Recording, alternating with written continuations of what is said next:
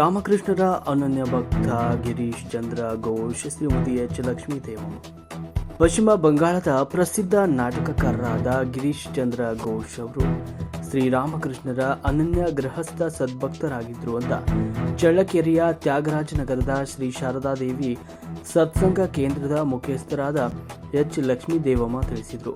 ತ್ಯಾಗರಾಜನಗರದ ಸದ್ಭಕ್ತರಾದ ನಂಜಮ್ಮ ಕೆಂಚಮ್ಮ ಶಿಕ್ಷಕರ ಸವಿತಾ ನಿವಾಸದಲ್ಲಿ ಆಯೋಜಿಸಲಾಗಿದ್ದ ವಾರದ ವಿಶೇಷ ಸತ್ಸಂಗ ಕಾರ್ಯಕ್ರಮದಲ್ಲಿ ಪಾಲ್ಗೊಂಡ ಅವರು ಗಿರೀಶ್ ಚಂದ್ರ ಘೋಷ್ ಅವರ ಜೀವನ ಸಾಧನೆ ಮತ್ತು ವ್ಯಕ್ತಿತ್ವದ ವಿಶೇಷ ಉಪನ್ಯಾಸ ನೀಡಿದರು.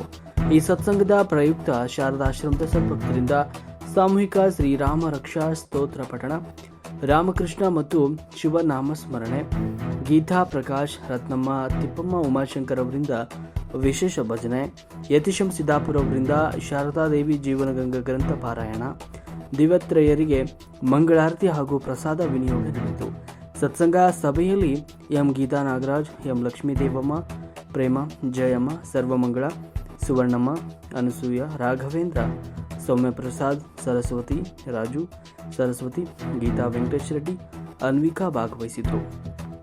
ವರದಿ ಯತೀಶಂ ಸಿದ್ದಾಪುರ್, ಮಹಾಯುಧ ನ್ಯೂಸ್, ಚಳ್ಳಕೆರೆ. ಓಂ ನಮಃ ಶಿವಾಯ, ಓಂ ನಮಃ ಶಿವಾಯ, ಓಂ ನಮಃ ಶಿವಾಯ, ಓಂ ನಮಃ ಶಿವಾಯ. ಕೃಷ್ಣಾಯ ಓಂ ನಮೋ ಭಗವತೆ ರಾಮಕೃಷ್ಣಾಯ, ಓಂ ನಮೋ ಭಗವತೆ ರಾಮಕೃಷ್ಣಾಯ, ಓಂ ನಮೋ ಭಗವತೆ ರಾಮಕೃಷ್ಣಾಯ, ಓಂ ನಮೋ ಭಗವತೆ ರಾಮಕೃಷ್ಣಾಯ, ಓಂ ನಮೋ ಭಗವತೆ ರಾಮಕೃಷ್ಣಾಯ, ಓಂ ನಮೋ ಭಗವತೆ ರಾಮಕೃಷ್ಣ, ಓಂ ನಮೋ ಭಗವತೆ ರಾಮಕೃಷ್ಣಾಯ.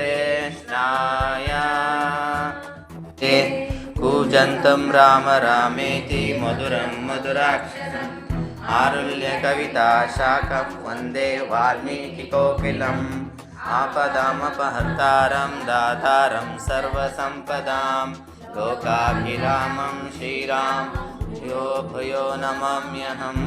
ವರ್ಜನಂ ಭವಬೀಜಾನಾಂ ಅರ್ಜನಂ ಸುಖ ಸಂಪದಾಂ ತರ್ಜನಂ ಯಮದೂತಾನಾಂ ರಾಮ ರಾಮೇತಿ ಗರ್ಜನಂ.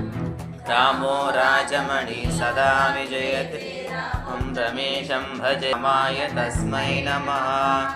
ರಾಮನ್ನಾಸ್ತಿ ಪರಾಯಣಂ ತರಂ ರಾಮಸ್ಯ ದಾಸೋಸ್ಮ್ಯಹಂ.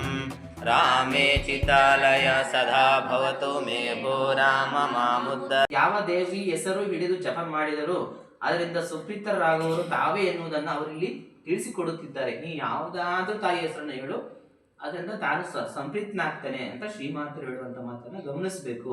ಅಲ್ಲದೆ ಮೂರನೇದಾಗಿ ಅಮ್ಮ ಅಂತ ಜಪ ಮಾಡಿದರೂ ಸಾಕು.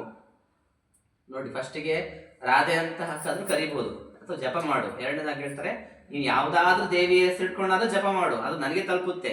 ಅವು ಯಾವುದು ಬರಲಿಲ್ಲ, ಅಮ್ಮ ಅಂತ ಜಪ ಮಾಡು ಸಾಕು ಅಂತ ಶ್ರೀಮಾತೆಯರು ಹೇಳುವಂಥದ್ದಂತೂ ಇನ್ನೂ ಅದ್ಭುತವಾದ ಘೋಷಣೆ ಮಾತ್ರವಲ್ಲ, ದೊಡ್ಡ ಆಶ್ವಾಸನೆ.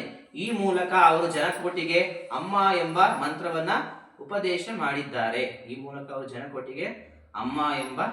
ಉಪದೇಶ ಮಾಡಿದ್ದಾರೆ. ಕೇವಲ ಅಮ್ಮ ಎಂದು ಜಪಿಸುವುದರಿಂದಲೇ ತಾವು ಸಂತೋಷ. ಪ್ರಸಾದ ಕಾಯವ ಮಾಡಬೇಕಯ್ಯ, ಇಂತಿ ತ್ರಿವಿಧ ಗುಣಗಳ ಕಳೆದು ತ್ರಿವಿಧ ದಾಸೋಹಿಯಾಗಿರಬೇಕು, ತ್ರಿವಿಧ ದಾಸೋಹಿಯಾಗಿರಬೇಕು. ಕೂಡಲ ಚೆನ್ನ ಸಂಗಮ ದೇವ, ಕೂಡಲ ಚೆನ್ನ ಸಂಗಮ ದೇವ.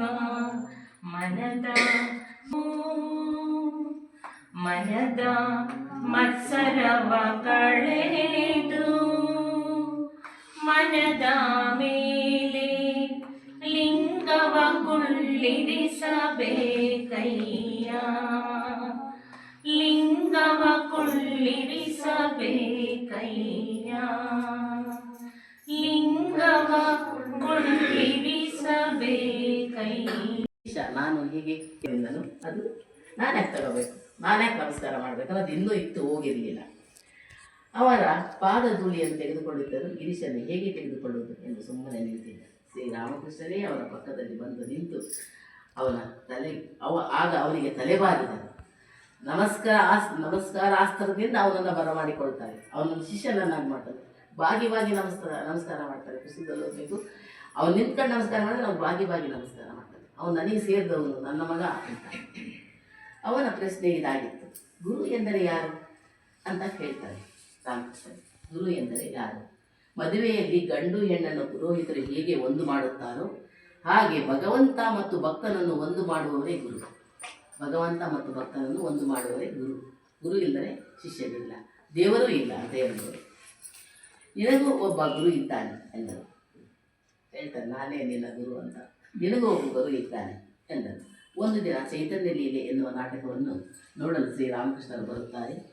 ಗಿರೀಶನು ಸ್ಟಾರ್ ಥಿಯೇಟರ್ನಲ್ಲಿ ಸಾಮಾಜಿಕ, ಧಾರ್ಮಿಕ, ಪೌರಾಣಿಕ ನಾಟಕಗಳ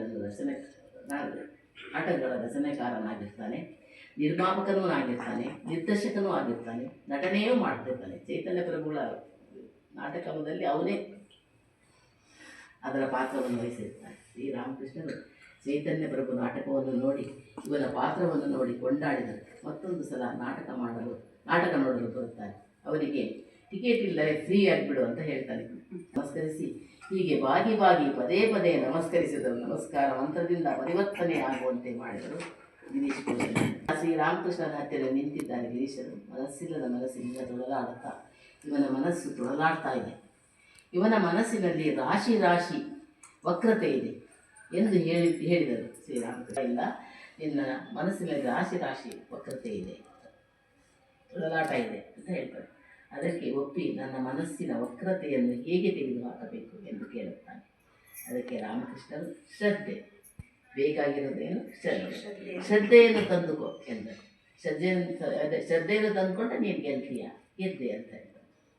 ನಾನು ಅತ್ಯಂತ ಪಾಪಿ, ನಾನು ಮಾಡಿದ ಪಾಪಕ್ಕೆ ಇದು ಸಾಧ್ಯವಾ? ಅದಕ್ಕೆ ಶ್ರೀರಾಮಕೃಷ್ಣರು ಹೇಳುತ್ತಾರೆ, ಕತ್ತಲೆ ಗುಹೆ ಇದೆ ಅಂದ್ಕೋ, ಸಾವಿರಾರು ವರ್ಷಗಳಿಂದ ಬೆಳಕಿಲ್ಲ ಗುಹೆಯಲ್ಲಿ. ಯಾರಾದರೂ ಒಂದು ಬೆಂಕಿ ಕಡ್ಡಿಯನ್ನು ಗೀಚಿದರೆ ತಕ್ಷಣ ಬೆಳಕು ಬರುತ್ತದೆ ತಾನೆ? ಹಾಗೆ ನಿನ್ನ ಜೀವನವು ಬೆಳಕಾಗುತ್ತದೆ, ಹರಿಯುತ್ತದೆ. ಅದೇ ರೀತಿ ನೀನು ಹೇಗೆ ನಂಬುತ್ತೀಯೋ ಹಾಗೆ ಮಾಡು. ಅದು ನಿಮಗೆ ಹೇಗೆ ನಂಬಿಕೆ ಬರುತ್ತೋ ಹಾಗೆ ಮಾಡು. ಅವನಿಗೆ ಫ್ರೀ. ಅದಕ್ಕೆ ಅವನು, ನೀವು ನನ್ನ ಮೇಲೆ ಆಶೀರ್ವಾದ ಮಾಡಿ ನನ್ನ ಮನಸ್ಸು ಶುದ್ಧ ಆಗುವ ಹಾಗೆ ಎಂದ. ಅದಕ್ಕೆ ಶ್ರೀರಾಮಕೃಷ್ಣರು, ನಾನೇನು ನಾರದನೇ, ಶುಕಮುನಿಗೆ? ನಾನು ನಿನ್ನ ಕಣ್ಣ ಮುಂದೆ ಇರುವವ ಒಬ್ಬ ಮನುಷ್ಯ ಅಂತ ಹೇಳ್ತಾರೆ. ನೀನೇ ಭಕ್ತಿಯಿಂದ ಪಡೆದುಕೊಳ್ಳಬೇಕು ಎಂದರು. ಅವರಲ್ಲಿ ಕೇಳಿಕೊಂಡ ಭಕ್ತಿಯಿಂದ ಕರುಣಿಸಿ ಎಂದು ಯಾವ ಅಪೇಕ್ಷೆ ಇಲ್ಲದೆ ಪ್ರೇಮದಿಂದ, ನಿಮ್ಮಿಂದ ನಾನು ಏನೂ ಅಪೇಕ್ಷೆ ಪಡೋದಿಲ್ಲ, ನನಗೆ ಶ್ರದ್ಧೆಯನ್ನು ದಯಮಾಡಿ ನನ್ನ ದಯಪಾಲಿಸಿ ಅಂತ ಭಕ್ತಿಯಿಂದ ಕೇಳ್ಕೊಳ್ತಾನೆ.